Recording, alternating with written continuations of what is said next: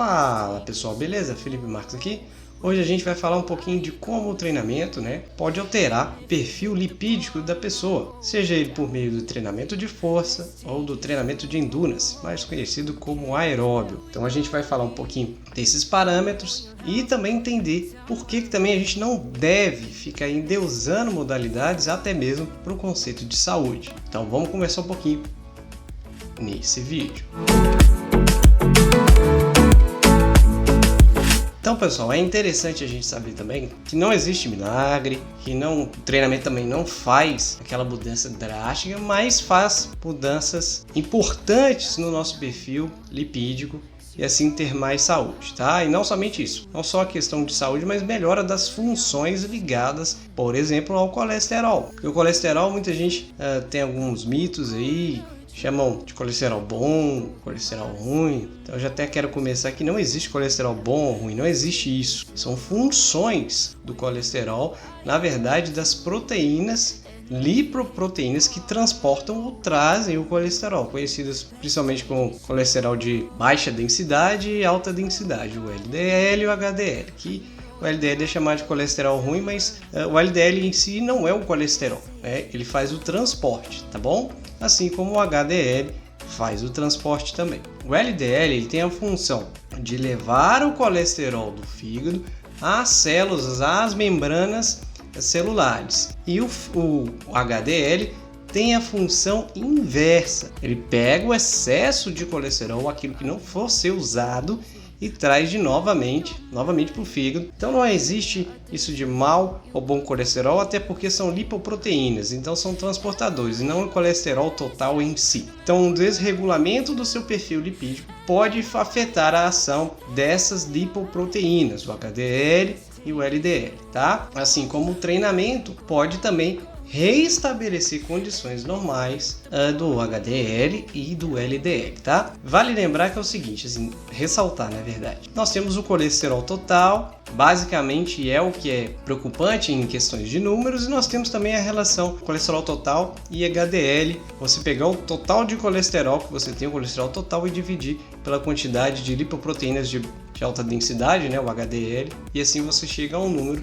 que representa ou não se você tem proteção suficiente para o seu colesterol total. Então, por mais às vezes que o seu colesterol possa estar um pouquinho mais alto, isso não significa que você também vai ter problemas. Se você tiver uma relação, um HDL muito alto, você vai ter uma proteção mais alta. Você tem um colesterol alto e um HDL um pouco mais alto. Tem que olhar todos esses parâmetros, não só olhar o colesterol total, mas o HDL e o LDL, assim como também a relação entre o total colesterol e o HDL, pegar e fazer uma divisão, e assim você vê um número que está dentro da faixa de segurança. Uma boa ideia para a gente saber qual que é a relação entre colesterol total e HDL, a gente dividir o colesterol total pelo número que você tem de HDL. E geralmente uma relação segura, um resultado seguro seria 5 ou abaixo de 5. Pela Associação Americana do Coração, o ideal ficaria entre 3,5, 4 e por aí, tá? Numa razão ali de 3,5 por 1, 4 por 1, até 5 é aceitável. Tá? Ou seja, pega o número lá, vamos pegar aí, 200 mg por decilitro, divide, isso o colesterol total, divide por, 50 mg por decilitro de HDL, e aí você vai ter uma razão de 5. Isso é uma relação desejável, mas é interessante que fique abaixo de 5. No máximo 5 e 3,5 ali, beleza? A gente vai explorar os dadozinhos aí, eu vou deixar um gráfico na tela para vocês verem, tá? Para mim o gráfico, os gráficos, a relação vai estar lado a lado para vocês, eu vou colocar um em cima e um embaixo por conta do aspecto do vídeo, tá bom? Então vamos lá. Então aí nós temos o treinamento, os marcadores lipídicos, tanto do treinamento aeróbio, também chamado de endurance, quanto do treinamento de força. Aí no caso tem sido RT, que significa Resistance Training, treinamento de força, treinamento resistido, tá bom? Então se a gente pegar aí o primeiro parâmetro, que é o colesterol total, nós temos que o treinamento aeróbio, ele reduz aproximadamente 2% do seu colesterol total, bem como o treinamento de força, ele consegue reduzir aproximadamente 3%. E a taxa colesterol total dividido pelo HDL, o aeróbico consegue diminuir 0,5% e o treinamento de força consegue diminuir 1%, tá? Os triglicerídeos, se a gente for colocar lado a lado, olha a diferença significante aí que nós temos. O treinamento aeróbico consegue reduzir os triglicerídeos aproximadamente em 11%. E o treinamento de força consegue reduzir quase a metade, né? 6%. No caso do low density lipoproteína, né? O LDL, nós não temos alteração por meio do treinamento aeróbio. Já no treinamento de força, nós conseguimos reduzir aproximadamente 4,5% do total do LDL. O non-HDL, que está aí na tela para vocês, são todas as lipoproteínas que não são LDL e não são HDL, ou seja, são outras lipoproteínas transportadoras, que para algumas pesquisas, para alguns estudos, apontam ser um forte indicador também de doenças cardiovasculares. Então, se você tem outras lipoproteínas muito altas em relação não só ao LDL e o HDL, na verdade o HDL é bom ter muito alto, né, mais alto, mas se você tem um LDL muito alto e as outras lipoproteínas mais altos, são indicadores, principalmente o non-HDL, é também um indicador de possíveis problemas futuros cardíacos, doenças cardíacas, tá bom? Então nós temos aí o non-HDL, o treinamento aeróbio consegue diminuir 2,5%. Já o treinamento de força consegue reduzir aproximadamente 6%. E aí embaixo nós temos o LDL particle size dos dois lados. Isso é o tamanho da partícula, né, do LDL. E no caso, isso significa também eficiência de transporte, tá? E a gente tem dados que o treinamento aeróbio aumenta tanto a partícula do LDL quanto a partícula do HDL. Já no treinamento de força, não se tem dados ainda, né, relevantes, consideráveis, para demonstrar que ele faz esse tipo de alteração no perfil lipídico. Ele parece, até então é desconhecido, se ele aumenta o tamanho da partícula do LDL e do HDL. Ficou faltando a parte, pessoal, do HDL, tá? Porque eu esqueci de mencionar aqui para vocês, não saiu no vídeo, vou falar agora.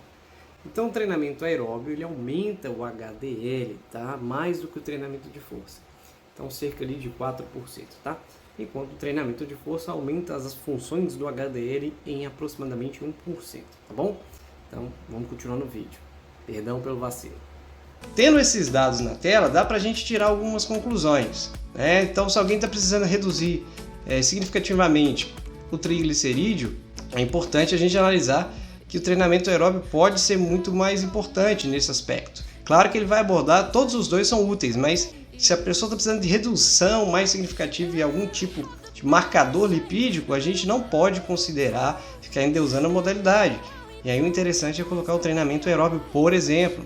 É claro que a pessoa não vai ficar só fazendo aeróbio, até porque tem uma questão até de preparar a pessoa para fazer um aeróbio melhor, então ela vai treinar força, obviamente. Mas que se o objetivo for melhorar o perfil lipídico, principalmente os triglicerídeos, o aeróbio tem que ser mandatário e final. Ponto final. Vai treinar força? Vai treinar força, não tem problema. Pode ter o treinamento concorrente, né? Fazer um aeróbio depois da musculação? Ok. Que seja bem distribuído e que dê ênfase ao treinamento, à valência de resistência, né? No aprimoramento do VO2, o aprimoramento do sistema cardiorrespiratório. Então, no caso, o aeróbio tradicional, aqui nós não estamos falando do treinamento intervalado de alta intensidade, que muitas vezes pode ter características não aeróbias, vamos dizer assim, tá? Tem mais características anaeróbias. Então, é importante que não se endeuse modalidades. Cada uma pode ser interessante para o momento. É óbvio que você pode, a pessoa, né, você praticante, deve até praticar os dois, mas em alguns casos pode ser recomendado uma dose maior de um em relação ao outro, e assim sucessivamente. Aqui nós estamos só falando do perfil lipídico. Veja que na maioria dos dados que nós temos aqui, o treinamento de força parece em quantidade, né, de melhora, ser bem efetivo em vários dos casos. Mas o treinamento aeróbio ele reduz muito o triglicerídeo e ainda aumenta o tamanho da partícula das lipoproteínas transportadoras, tá? Então vamos reforçar de novo, não existe esse trem de colesterol ruim e colesterol bom. Primeiro porque são lipoproteínas e não o colesterol em si, eles são os transportadores. tá? Se você tem uma dislipidemia, ou seja, um desajuste no seu perfil lipídico, obviamente que teremos alterações nestes transportadores. E isso não quer dizer que vai transformar o que seu colesterol em ruim ou em bom, não é isso. Nós vamos ter uma desregulagem no seu perfil lipídico, no seu sistema lipídico, que obviamente também vai alterar o seu perfil, às vezes o perfil hormonal, porque o colesterol também é essencial para a formação da membrana celular e também na formação de hormônios esteroides. Então, não tem essa de ficar falando que existe colesterol ruim ou colesterol bom.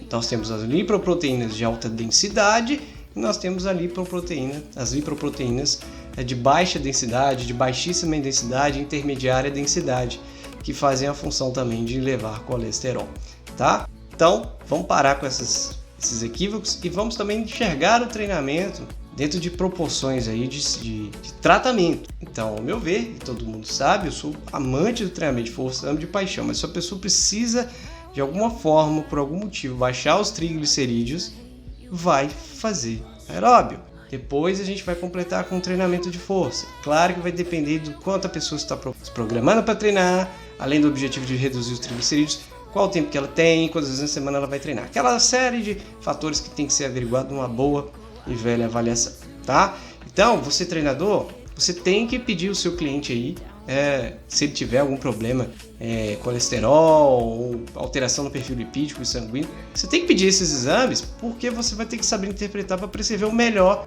para o padrão atual desse cliente. Ele precisa melhorar. Você vai lá simplesmente tacar um exercício porque simplesmente sabe que vai fazer bom, mas você não vai saber quantificar o quanto vai ser bom porque você não está embasando em nada.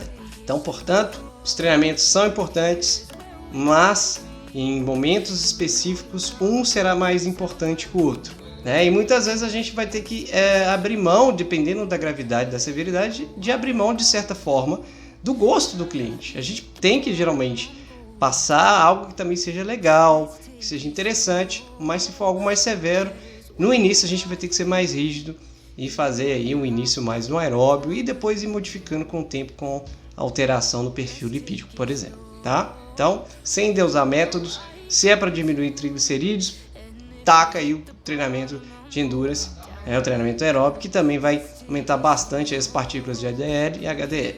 E se tem alteração de perfil lipídico de maneira geral, tem que usar os dois métodos, tá? Treinamento de força e treinamento de endurance aeróbico, combinados preferencialmente. E eu sugiro aí uma boa ideia de começar. Um dia faz um treinamento de endurance, o aeróbio, no outro dia faz o treinamento de força. Não teria problema nenhum, fica bem distribuído e não toma bastante o seu tempo. Espero que tenha ficado claro. Se você tiver alguma dúvida, sugestão de vídeo, deixa aí nos comentários, na seção de comentários. Não esqueça, é muito importante que você também compartilhe esse vídeo aí. Caminha para quem você acha que pode se beneficiar dessa informação, né? Deixa o seu like, não esqueça de deixar o seu like também. Beleza? Eu vou ficando por aqui. Lembrando sempre, saúde, paz e estudos. Valeu! Where you go, I go too. And if you hit the bottom, I'm going